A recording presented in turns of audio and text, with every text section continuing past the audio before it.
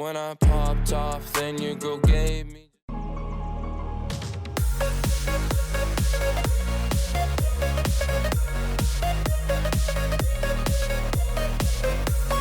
So in this video, we're going to be building the Tyro69 kit. Now this will be a beginner's guide into how to build it, solder it, and what are good techniques to use, and some of the issues you might come up against and how to solve them. So we're going to do this together as fast, efficient, yet full of detail as possible. PCBWay is one of the leading PCB manufacturers that I even use on a daily basis, not only to do my projects, but also some of the products that I've designed that's currently in the market, like the drone mesh VUSB, and I'm constantly using them for prototyping, and I'm also using their assembly services, and they also do have flashing services for specific hardware requirements. So it's a really great place to have your PCB manufactured or prototyped. All right, so let's talk about some of the tools we're going to need, because we're not going to really need much.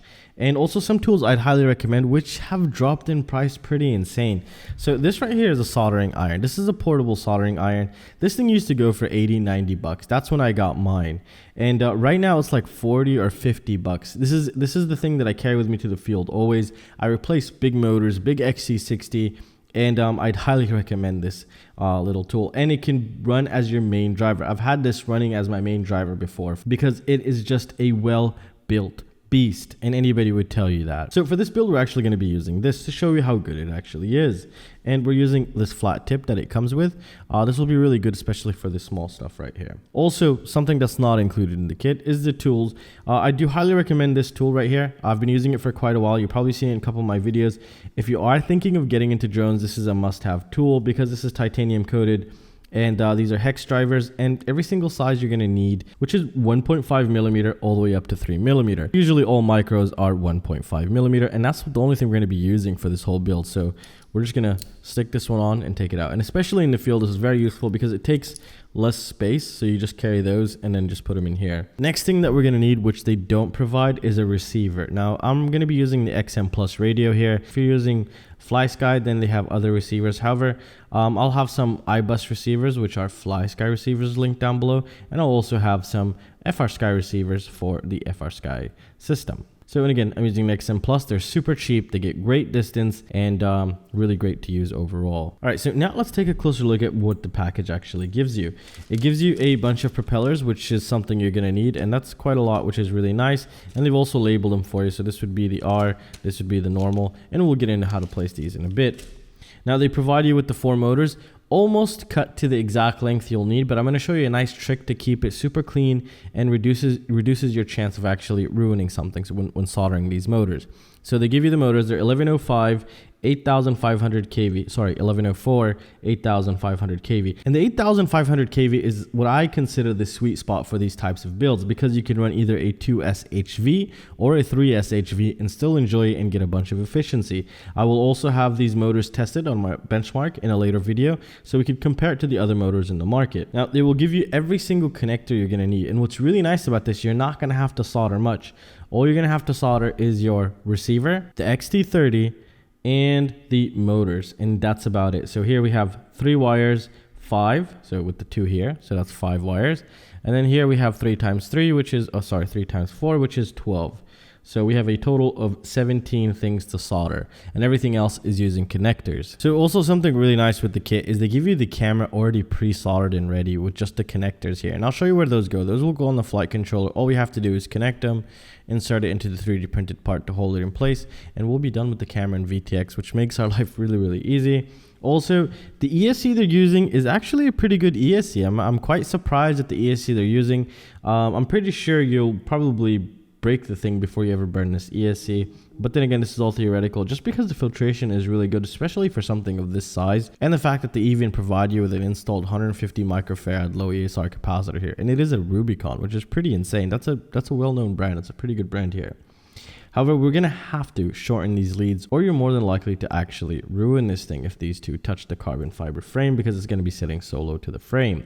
So once we get into that step, we'll take a closer look at that. Now for the flight controller, they're providing us with an F4 flight controller, which is really great. And it has all the features. We have the OSD here. We have, I think, an MPU 6000 gyro, USB, obviously everything has USB, and connectors for everything you're gonna need. So usually I'd recommend we start with the flight controller here, but the flight controller doesn't need anything soldered onto it, and it's just connected. connectors, so we're going to keep it for later. So for this ESC, it does matter which way you place it, or else you'll have a nightmare and you won't know why. With the arrow here pointing forward, this should be on top, because if it's not on top, it'll never fly, because the motor ordering will be completely different. So keep that in mind. Now, when I mentioned earlier that the motor wires were almost perfect length, so instead of cutting them and making ourselves a bit more time, or just making it more time consuming, we can do a nice little trick that'll make it look like a professional's job. All right, so the first thing now I want to do is I want to just apply power. I have this little cheap wall adapter that actually fits here, and it's 12 volts, and we can go ahead and start this guy up. I just want to see what temperature I have it set to, because I don't know. 400, which is maximum. This comes with different crazy firmwares that you can set up. I just left it on default, and we can watch how quickly it heats up. It depends on the power supply that you're using for it. It just dictates how fast it heats up. So we'll just let that heat up real quick. Now, something you should always be aware of here, if you're going to set your temperature slightly higher than, let's say, 350 degrees Celsius, you want to add solder, keep adding solder onto this every, like a couple minutes or so, and cleaning it off, because before you start soldering, you always want it to look like this. You want it to look super shiny and super clean. And that means that the heat's going to transfer very quickly, and you're not going to hold it there for half an hour and nothing happens. And that is the usual case why, for example, the wire would not stick to the pad. And another thing to take note of here is you don't want to hit it with the tip just like this. You want to actually kind of get as much of a flat area as possible to land on it. So if it's not really melting, then kind of just do this little twisting motion, and it'll push that wire right into place. Now, I did hire a new assistant, and I've actually noticed a couple things he was doing wrong, which I was really hoping that I'm going to come here and show you today, and I'm very happy that that's going to happen.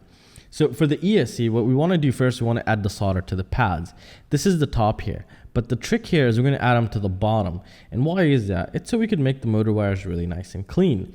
So we're going to start adding solder to the pads. Now, take a note of where I'm starting. I'm starting from the left here, but this is really dangerous because I can, have some solder come to here and burn a component off. So instead, I'm just going to go here because I have less risk of actually burning anything coming down to the right. What I like to do first always is touch the pad and then add the solder to both the pad and the soldering tip. And there we go. We have our first little solder blob thingy. Now, again, I'm touching half of the pad here, and I'm going to come and just add the solder on the pad. And there we go. Now, as you can tell, my soldering iron tip is getting pretty full and dirty. So I'm just going to clean it slightly. Now, if you are using water, the temperature will drop slightly. So you'd want to just wait a tiny bit and make sure the tip is back up to temperature here. But we're soldering at 400 degrees right now. So it should be pretty good. And you can kind of see the technique. Try to understand what I'm doing here. And don't be scared of keeping the tip on for too long. Don't keep it on for like 30 seconds. But it's fine if you keep it there for 5 seconds. That's totally fine. I'll even show you that right now. So I have the tip. 1, 2, 3, 4, 5, 6, 7, 8, 9. Nothing happened. You see that? And did you see how it flicked? That's very dangerous because this little solder blob right there could have landed somewhere here and I couldn't see it. And once I applied the battery, then the whole ESC could short circuit, and then people start complaining, oh, this is the worst product on the planet. And that usually does happen actually quite a lot. So we'll just add a little bit more here and add a little bit more here. You want to see them really shiny. So that's really good. There we go. See, this last one wasn't really great. So how would you fix one that's sticking up like this? You kind of see that. Is you just come in just really flat and then just push out. And that looks really great. So now we've added that. Now what's really great with these wires is they have some solder on them. So it's just going to make our life a little bit easier. Now if they didn't, you'd want to strip them, twist them, and add solder before you solder to the pads here. So and again, keep in mind, this is the bottom side right now. And we're going to do something a little bit different here. So what I'm going to do is I'm going to straighten out the wires just like that. And I'm actually going to install them like this. So I'm going to start from this side so I don't risk damaging a component here. So I'm going to come like this and then install that right there. Now, a really nice technique to do this is to heat up the pad first, just slightly, and then come in with the wire. And you don't have to be in a hurry, just take your time and put that into place. Now, we didn't have much solder on the pad already, but we'll come back and fix that later. Let's move on to the second one here. So there we go. So here's the other one. We're going to add some heat, melt the pad, and then come back on top of the wire here. There we go. And we're gonna do the same thing to this one. You could trim these off. I'd highly recommend you trim them off before you start soldering. So there we go. And be careful touching the ESC. It's actually toasty right now, really, really toasty. So the whole idea of why I did it this way is because when we flip it over, it's gonna look really nice once you install it. These motor wires will just go in like this, and they'll be really flat, and it'll just be perfect. It's not going to have any bends or creases or anything that's sticking out of the quadcopter for it to catch on anything. But as you can tell, these were slightly longer than we'd like them to be, and I'll come back and fix this later. And here we're going to do one more together. Now, if you're going to cut wire, never cut wires on top of any component, because it could also create a pretty big nightmare. So I'm going to trim these slightly a bit here, and I'm going to do the same thing. And again, take a note, I am on the bottom again. There's no arrow here. Now, the motor wire order doesn't really matter right now. So because the whole idea here is you can always, anytime if the motor is not spinning in the correct direction, just flip any two wires and it'll spin in the right direction. So don't stress that part too much right now. There we go. And right now I'm not really heating up the pad because it's a really small pad, and the heat is going to transfer really well. So here I just want to, there we go. All right. So this is on 400 right now. So you're going to have the same exact experience as me while you're soldering. Just make sure you're comfortable. That's one of the most important things when you're soldering, in my opinion, is you're comfortable. Okay, nothing is touching. They're very well placed pads. They're very far apart from each other. And this one, again, I'm going to come back and fix up later on. All right, so I'm going to skip the rest of the motors, and then we'll see what is the next step. All right, so now when we're done, we should have something that looks like this. Now, the next thing I want to do is actually remove this low ESR capacitor. And it's going to be a little bit tricky because we're going to have to heat up this side because it's actually sticking in through the hole right here. Or we can do something just a lot easier, and we can actually just cut it. I mean, that'll just work really great. There we go. We don't really have to worry about these, and they could even stay in there. It's not really a big problem. All right, so now once the capacitor is removed or cut off, we're left with shorter leads, and this is exactly what we want. However, what we also want to do is, since it was on the bottom side, we actually want to put it on the upper side. However, we're going to leave this step for now and bring in our Xt30 where our battery will be connected, supplying power to the whole micro quadcopter here. Now I want to install this on the bottom side, and you'll see why once we actually start putting this together. It reduces the chances of the positive and negative touching the carbon fiber frame because it is conductive, so we don't have a short circuit and blow the whole thing up. So I'm going to come in and I'm just going to add solder to the pads. Same thing we did with the motor wires. Same thing here. Now, if you have the same soldering iron, you need to take something into consideration. If you leave it for a while, then it'll just go into sleep mode and drop the temperature.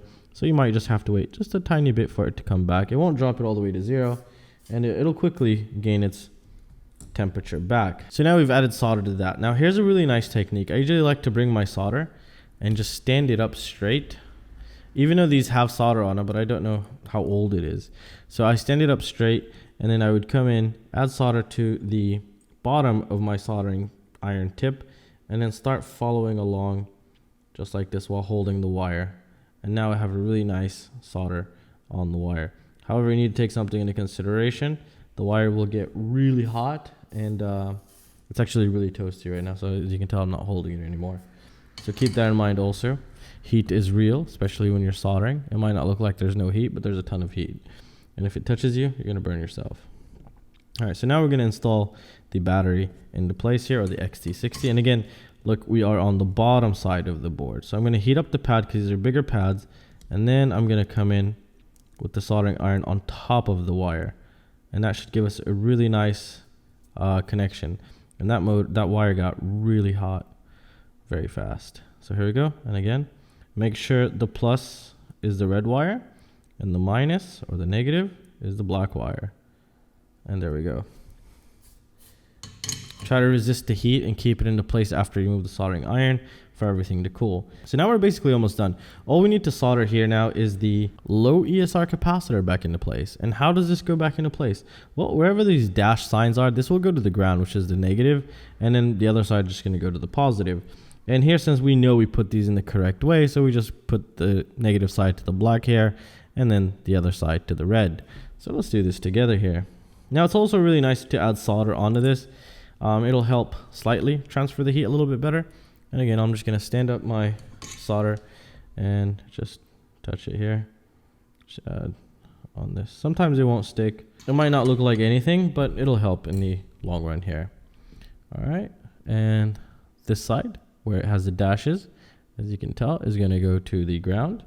But I'm going to start with the positive because I think it'll be a little bit easier for me. So I'm going to push this one a little bit out of the way for now. We could always bring it back into place.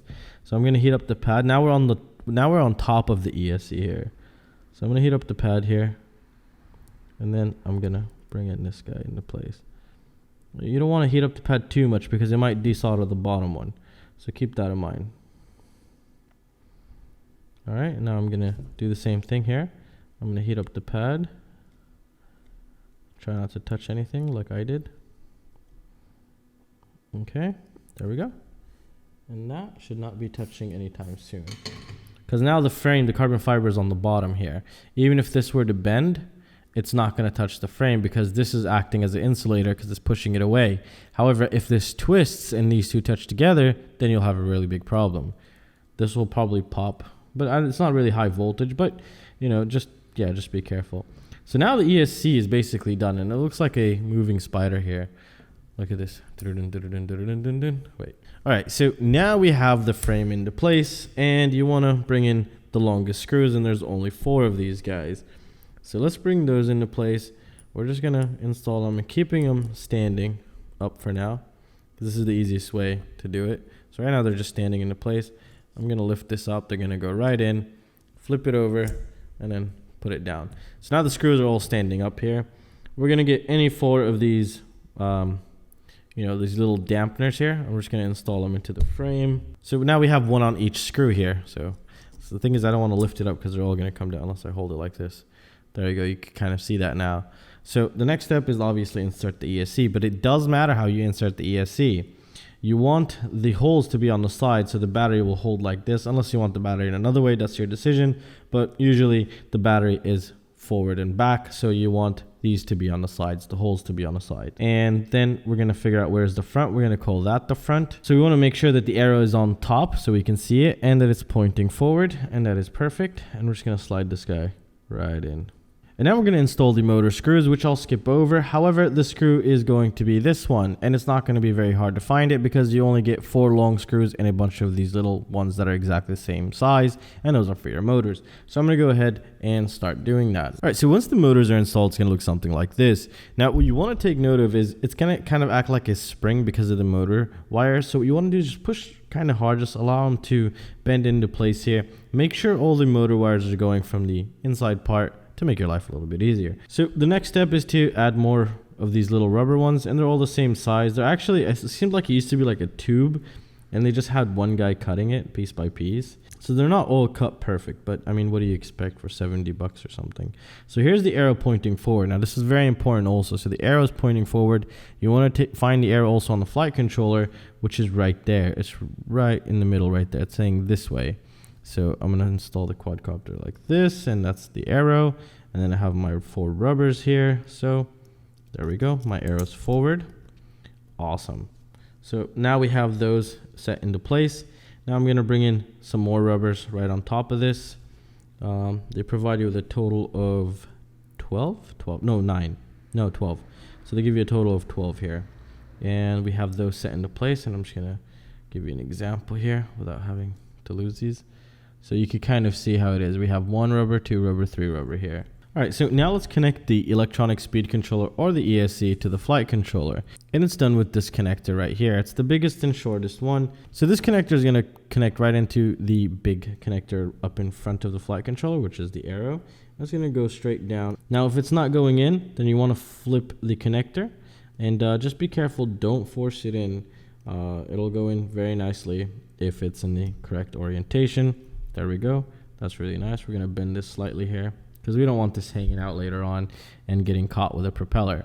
So now the ESC is actually connected. So if we actually gave this power right now, the motors would light up and the flight control will light up and just about everything. All we're missing are the camera and the receiver. So let's go ahead and prepare the receiver, and I'll show you how this will actually work. So I'm going to just cut these off just like that. And these are not silicone for some reason, or some sort of... So stripping these might be a bit difficult if you don't have the correct tools, or you don't have the experience to do it. So I just did it with a little cutter right here. Alright, so now I've gone ahead and twisted the wires up top here. Once I stripped them, I'm just going to add some solder to these, because these are going to go into our receiver here. And the other side where the white connector is going to go into the flight controller. So I'm going to trim these wires because they're a bit too long. And again, don't cut or solder on top of any electrical component, nor the motors themselves, so keep that in mind. So here I have my XM Plus radio, and I'm going to go ahead and solder onto it. Now if I remember correctly, this is S bus, and then I think it's 5 volt, then it's ground, but I could be wrong. I'll double check later, but I'm going to install them like that right now. So if you had I bus, then the yellow wire would be your signal, your I bus, and if you had S bus, then the yellow wire would be your S bus. However, we do need to make a modification on the flight controller for the receiver to actually work, which is choosing if it's going to be I bus or if it's going to be an S bus. And this is very important that you know the difference and know what your transmitter could broadcast at. All right, so now we have the receiver here. So the modification we're going to have to do to the flight controller is going to be somewhere pretty tiny, which is these 3 pads right here. Now, if you're going to be using S bus, these 3 pads here, the middle one is going to have to be bridged with the left one.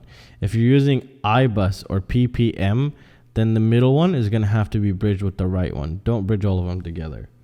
So let's try to attempt this together here. This is really nice, but I wish these pads were slightly larger to help new people, because it can be pretty hard. See, like right now, you see how difficult it is for me to solder? That's because it went to sleep mode, and then the temperature now is just coming back up. All right, so now they're bridged, and I do apologize. I just looked up, and it turns out I had it off camera because I had to bring it closer to me. And you can see now the middle one is bridged with the left one here, because I'm using S bus. And again, if you're I bus, you bridge the middle one with the right one. And that's what we did here. So now our receiver is ready.